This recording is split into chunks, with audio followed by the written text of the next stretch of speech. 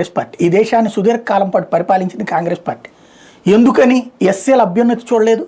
ఎందుకని ఎస్టీల అభ్యున్నతి చూడలేదు? ఎందుకని వాళ్ళని కనీసం మంచి పొజిషన్స్లోకి తీసుకురాలేదు? ఈ రోజున నిన్న ఏదో చెప్తున్నాడు 500 టాప్ ఫార్చ్యూన్ కంపెనీల్లో ఎస్సీ ఎస్టీ మైనార్టీలు ఉండాలని నేను మనస్ఫూర్తిగా కోరుకుంటున్నాను. మరి 70 ఏళ్ళు ఏం పీకారు వీళ్ళు? దేశంలో 55 సంవత్సరాల పాటు వీళ్ళు టోటల్గా కలిపితే ఈ బీజేపీ పరిపాలించినటువంటి ఆ 15 సంవత్సరాలు తప్ప మిగతా 60-55 ఏళ్ళు ఎవడు పరిపాలించాడు ఈ దేశాన్ని? వీళ్ళే కదా పరిపాలించింది. 60 ఏళ్ళు దగ్గరగా పరిపాలింది వీళ్ళు. కానీ వీళ్ళ మద్దతుతో యునైటెడ్ ఫ్రంట్లు, నేషనల్ ఫ్రంట్. మరి ఇన్ని సంవత్సరాలు పరిపాలించినటువంటి వాడు ఎందుకని చెప్పి పారిశ్రామికవేత్తలుగా వీళ్ళ పార్టీకి సంబంధించిన ఎంపీలే కదా దోచుకు తిన్నది.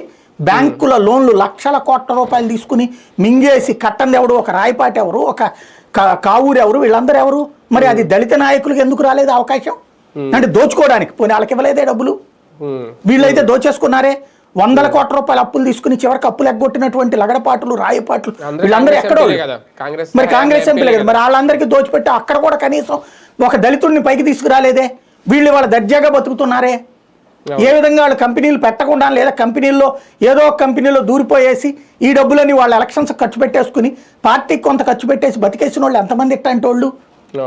ప్రాక్టికల్గా దళిత బడుగు బలహీన వర్గాల్ని వ్యాపార పారిశ్రామికవేత్తలుగా తీర్చిదిద్దే కార్యక్రమం మొట్టమొదటిసారి అటల్ బిహారీ వాజ్పేయి వచ్చాక ప్రారంభించారు.